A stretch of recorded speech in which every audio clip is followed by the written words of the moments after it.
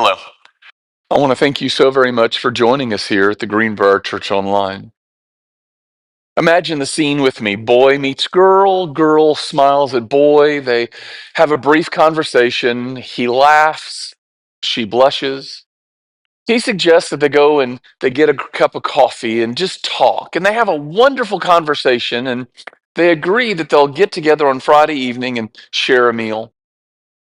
There's more conversations, text messages. He finds himself thinking about her during the day. She finds herself talking to her mom about him, and now her mom won't stop asking questions. Right now, it's all fun and games. Whatever they're experiencing, it's nice. But the question hangs in the air. Are they in a relationship? Are they exclusive? Are they dating? Are they saying the same nice things to other people that they say to each other? They wonder, is there any future with this person at all? And once the questions start, they never stop until you define that relationship. In our Christmas story, we notice that chapter 2 ends with Ruth telling Naomi about the kindness that Boaz had shown to both of them. Naomi quickly encourages Ruth to continue to work in the fields of Boaz where she's protected and kept safe. And for the next 7 weeks, Ruth works in those fields collecting barley and wheat that the workers just happen to leave behind or drop on the ground for her to pick up. But since the time that Ruth shares that meal with Boaz, there doesn't seem to be any more contact. Boaz doesn't call to check on Ruth. He doesn't even send a text or an email or an edible arrangement. Nothing. When we get to the end of chapter 2, we're thinking that all of this is working out for Ruth and Naomi. Ruth has finally found her knight in shining armor. But now we're not so sure. Are they in a relationship? Are they friends? Are they more than friends? For the last 7 weeks, Ruth has woke up every morning, got dressed, went out to the fields to work. Every day that she's out working in the field, she sees that the harvest is coming to a close. And once the harvest is over, how is she going to see Boaz? It's not like they would just bump into each other at the local coffee shop. All of the hopes that she has about having a relationship with this wonderful man 7 weeks ago, they seem to be slipping away.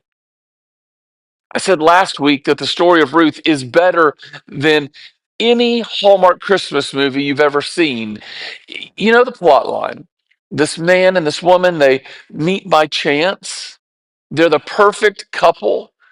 Immediately you think they ought to fall in love, but for whatever reason, they never really quite get there. They talk, they laugh, they have a relationship with each other, but the story ends up with both of them at the airport or at the train station, and you're thinking the whole time, don't leave, put down your suitcases. You two belong with each other. The problem is, in the story of Ruth, there's no airport. But Ruth and Boaz are still about to go their separate ways. They might not ever see each other again. And we're pulling for them. We just don't know. Now, if Ruth had a father, what would probably have happened that the father would go and meet with Boaz and say, Boaz, it's obvious that you love the Lord. My daughter really likes you. It seems to us that you are interested in or and like her. So we need to figure this out. Are you the one? Dad would get involved. And that's the way that it usually worked in those days. But we've been told over and over again that Ruth is a Moabite, which means her dad is back in Moab. Her dad doesn't believe in God. He worships the false Moabite gods. Ruth walked away from her family to follow Yahweh. Now there's no dad to love her, to protect her, or to help her. She's all on her own. And we begin chapter 3 and we discover this reoccurring theme for Ruth. Once again, we see that she's in a desperate situation. Picking up in verse 1, we read, one day Naomi said to Ruth, my daughter, it's time that I found a permanent home for you so that you will be provided for. Boaz is a close relative of ours, and he's been very kind by letting you gather grain with his young women. Tonight, he will be winnowing barley at the threshing floor. Now, do as I tell you. Take a bath, put on perfume, dress in your nicest clothes, then go to the threshing floor. But don't let Boaz see you until he's finished eating and drinking. Be sure to notice where he lies down. Then go and uncover his feet and lie down there. He will tell you what to do. I will do everything you say, Ruth replied. So she went down to the threshing floor that night and followed the instructions of her mother in law. After Boaz had finished eating and drinking and was in good spirits, he laid down at the far end of the pile of grain and went to sleep. Then Ruth came quietly, uncovered his feet, and lay down. Around midnight, Boaz suddenly woke up and turned over. He was surprised to find a woman lying at his feet. Who are you? He asked. I am your servant Ruth, she replied. Spread the corner of your covering over me, for you are my family redeemer. Naomi is aware of the way that God has blessed them by providing them food. That's one struggle God's taken care of. God has also led Ruth into the fields of Boaz where she would be safe and protected. That's another need that God's met. They're grateful for that. But there's a bigger issue, a lingering issue. Ruth needs to get married. Because unless she gets married, she and Naomi will continue to struggle year after year. Plus, there's no way to carry on the family line. Desperate situations call for desperate measures. And so Naomi comes up with a plan. It's scandalous. Ruth needs to take a bath, put on some perfume, and dress in a way that looks like a bride on her wedding day. They can no longer appeal to Boaz's sense of moral and social obligation. Naomi knows that he's going to have to be attracted to Ruth as well. And this plan is either going to be a huge success or a beautiful disaster. Boaz is out sleeping in the open, which is not unusual.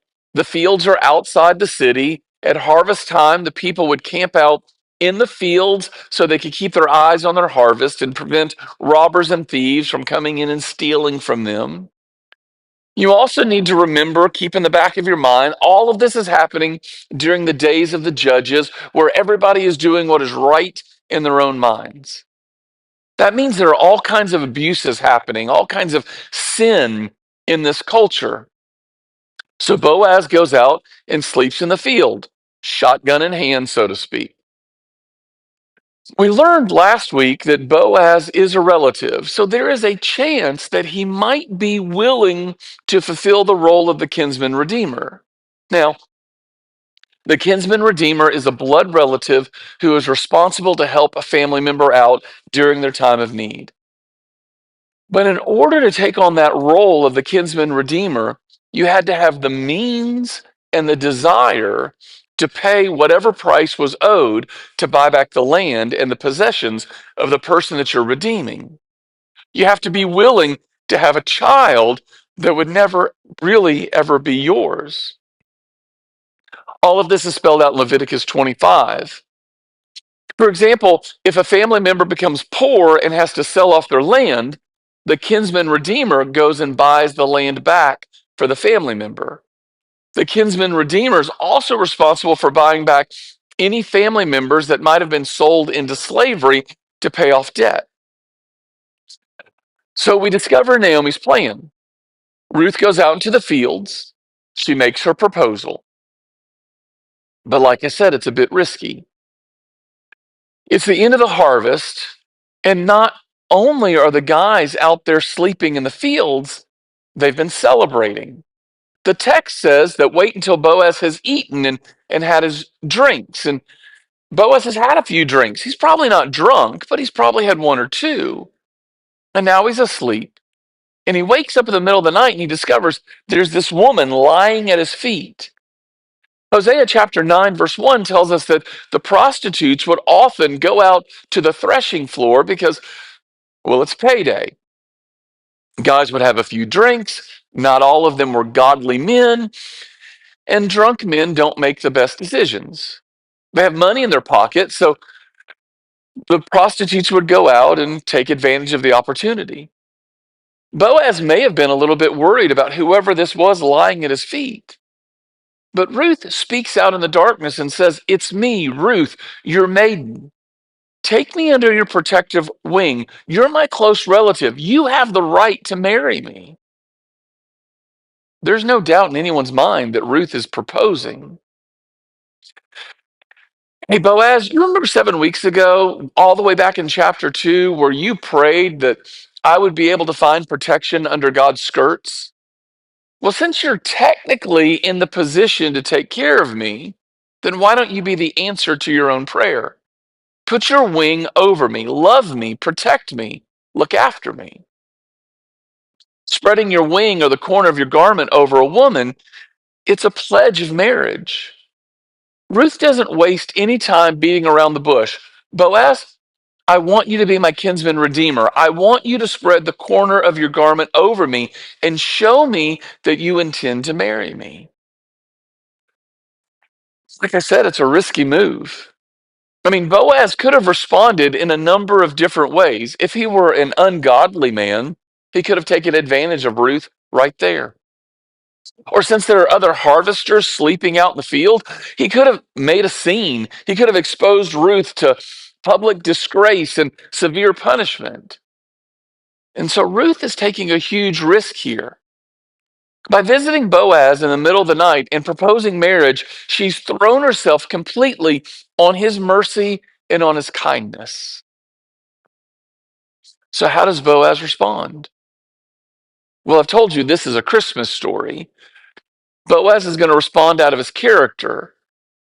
We discover that he responds with mercy and righteousness and love. Picking the story up in verse 10, we read, "The Lord bless you, my daughter," Boaz exclaimed. "You are showing even more family loyalty now than you did before, for you've not gone after a younger man, whether rich or poor. Now, don't worry about a thing, my daughter. I will do what is necessary, for everyone in town knows you are a virtuous woman. But while it's true that I am one of your family redeemers, there is another man who's more closely related to you than I am. Stay here tonight, and in the morning I will talk to him. If he's willing to redeem you, very well, let him marry you. But if he's not willing, then as surely as the Lord lives, I will redeem you myself. Now, lie down here until morning." So Ruth lay at Boaz's feet until the morning, but she got up before it was light enough for people to recognize each other. For Boaz had said, "No one must know that a woman was here on the threshing floor." Then Boaz said to her, "Bring your cloak and spread it out." He measured 6 scoops of barley into the cloak and placed it on her back. Then he returned to the town. When Ruth went back to her mother in law, Naomi asked, "What happened, my daughter?" Ruth told Naomi everything Boaz had done for her, and she added, "He gave me these 6 scoops of barley and said, 'Don't go back to your mother in law empty handed.'" Then Naomi said to her, "Just be patient, my daughter, until we hear what happens. The man won't rest until he has settled things today." We don't know whether or not Boaz was attracted to Ruth prior to this conversation. My guess is he was. We'll never know. What we do know is that up to this point, he's not pursued a relationship with her.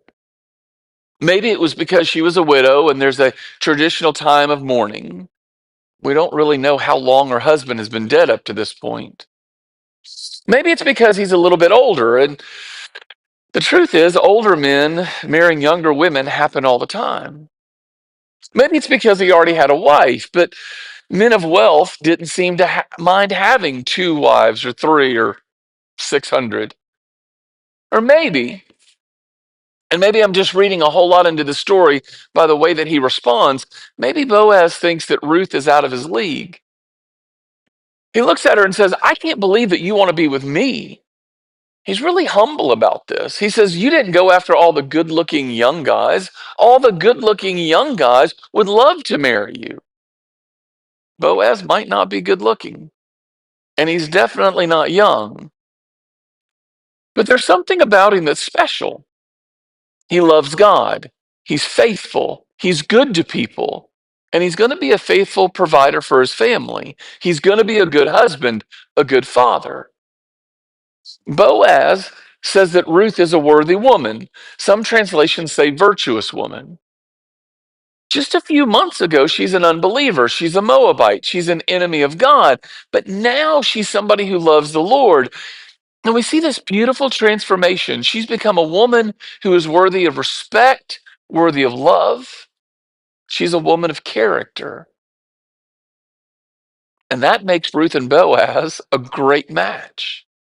They're both people who love God with all of their heart. They both have a beautiful character about them. Now, if I'm writing the story, I'm going straight to the wedding. That's not the way life works. Ruth has every reason to smile because Boaz had not only welcomed her, he promises to marry her if he could. If he could. Those three little words hung in the air. Those words cause more questions, more doubt that everything is going to work out. In any decent romantic story, there's always threats to whether the couple are going to have their happily ever after. If we don't have those threats, the movie ends too quickly. We discover the existence of another kinsman who has first rights, has the same moral obligations, social obligations that Boaz has. So, what if the other man decides to marry Ruth? Is she going to have to do the whole threshing floor at midnight routine again? Those three little words are hanging in the air. If I can. Those three little words fill her mind with 1,000 different questions. When morning arrives, Boaz continues to shower Ruth with his love and protection. He makes sure that she gets up and she gets out before anybody recognizes her. He gives her 6 measures of barley to bring back to Naomi as a token of good faith. I want you to notice that this is also a huge turning point for Naomi. When Naomi returns from Moab, she has nothing. She's lost her husband, her kids, she's destitute. A while ago, she's talking about how God brought her back to Bethlehem empty, which kind of implies that Ruth is worthless in her eyes.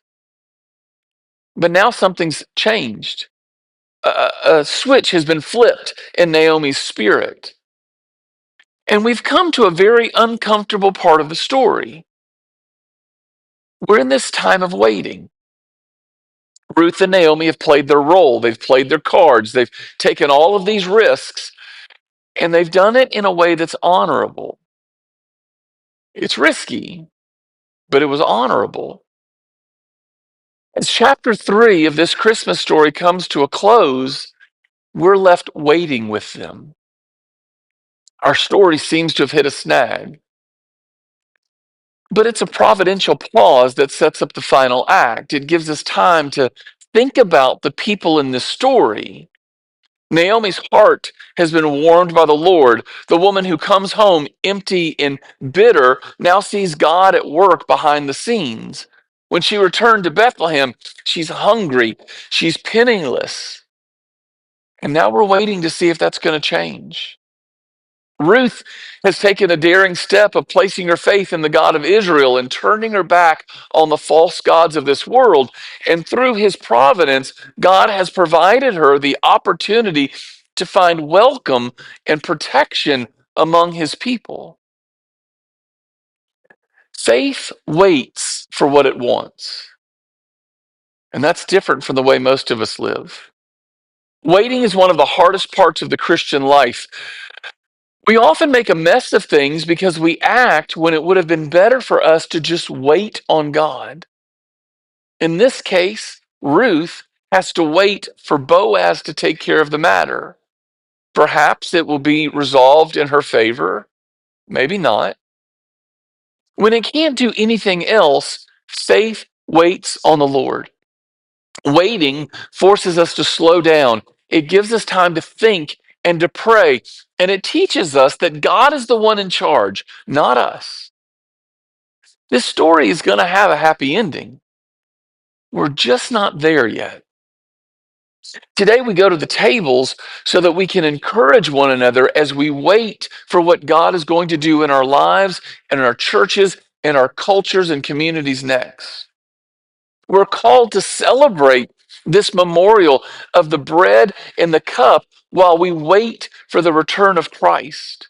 We take it until Jesus comes back in our time of waiting to remind one another that God has already provided for us everything that we need. That's the whole point of the Christmas story. That God became man to save mankind from our brokenness, our selfishness, and our sinfulness. And so, as you wait at the table today, it is my hope and my prayer that you are waiting in faith, expectant hope of what our Lord and Savior, our resurrected King, does next. I hope you have a wonderful week. Never forget how deeply you're loved. And I look forward to seeing you very soon.